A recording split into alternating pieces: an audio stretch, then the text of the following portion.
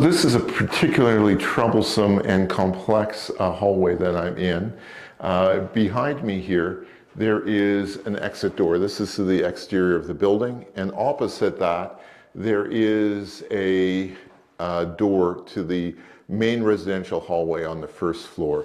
Also in this area that's typical in hallways like this are the stairwells. So we've got a stairwell going up to the upper floors, and we also have a stairwell going down to the parkades. And so to properly secure this building and get good visibility on it, what I want to do is I want to make sure that when people are in the hallway for fire purposes, they need to exit the building on the main floor, and that's what this is. So this door always allows people to exit no matter what, for fire and for security. But these other doors here, like this one behind me, this one should remain locked at all times. If residents want to get in, they would have a key, or even better if that door is fobbed, and so they can get into the space and access their homes on the first floor. And of course, with fobs, it's a lot easier to lock it down to residents that actually live on the first floor. So all floors are locked. If someone lives on the second floor, their fob would let them get into the second floor, but no other floors. And if you're a guest in the building, you can enter this area, but you won't be able to get into any other residential floor. You would need to use the main elevator to access the floors after the person you're visiting has granted you access.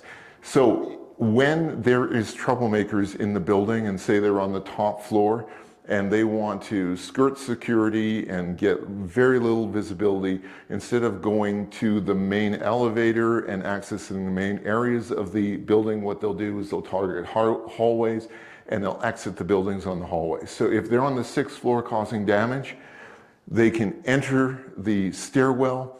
They won't be able to get to any other floor because all the doors are locked. They would get down to this first floor here and to exit this building here, and we want to see who they are that's exiting in this building. So ultimately, I would like to have a camera on the wall here somewhere to see who they are that's exiting buildings, so we can keep track of them and where they're going.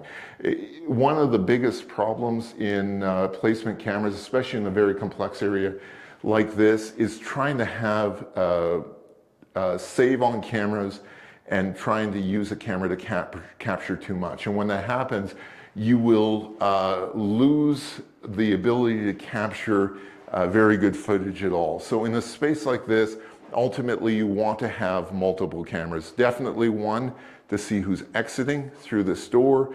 It can also be set up to secondarily see kind of who's coming as well, but you generally see the back of them because we want to see people leaving and their whole face there.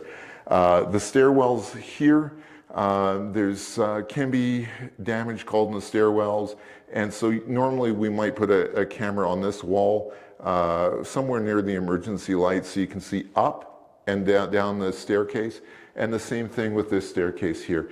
We'd have something where it's more in the center, where you can see up and down both staircases as well.